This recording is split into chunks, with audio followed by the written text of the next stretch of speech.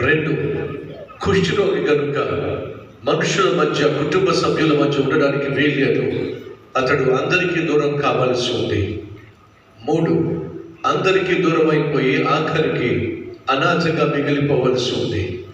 4, కుష్ఠరోగంతో అపవిత్రునిగా అందరికీ దూరమై అనాథంగా మిగిలిపోయి ఆవురావురమంటూ ఆవేదనతో అడుగంటిపోతాడు, అంతముందు పోతాడు. ఇది కుష్ఠరోగం మిగిల్చేటటువంటి నష్టం. అదే సమయంలో పాపం కూడా అంతే.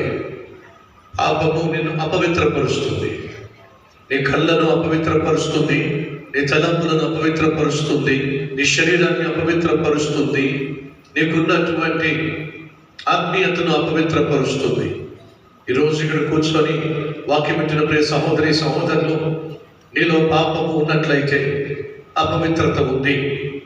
అది కళ్ళల్లో ఉన్నటువంటి కామముతో కూడిన అపవిత్రత కావచ్చు, తలంపులను పాడు చేసుకునే అపవిత్రత కావచ్చు, శరీర ఇచ్చలు కావచ్చు, అక్రమ సంబంధము అనే ఉచ్చులు కావచ్చు, అవినీతి కావచ్చు, అన్యాయం కావచ్చు, అధర్మము కావచ్చు.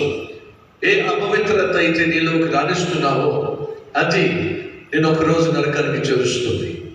2, పాపము నిన్ను అందరినీ దూరం చేస్తుంది. ఈరోజు ఇక్కడ కూర్చున్న వాళ్ళు కొందరు భార్యకు దూరం అయిపోయారు, మరికొందరు భర్తకు దూరం అయిపోయారు, బిడ్డలకు దూరం అయిపోయారు, అమ్మ నాన్నకు దూరం అయిపోయారు. కారణం ఏమిటి?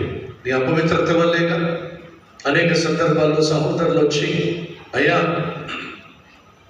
నా భార్య వెళ్ళిపోయింది, నా బిడ్డల్ని తీసుకెళ్ళిపోయింది, నేను అనాథగా మిగిలిపోయే ఒంటరితనాన్ని భరించలేకపోతున్నా, దయచేసి ప్రార్థన చేయండి, నా భార్య నా బిడ్డలు తిరిగి వచ్చులాగునా అని చెప్పి ప్రార్థనా సహాయం కోరుతాను.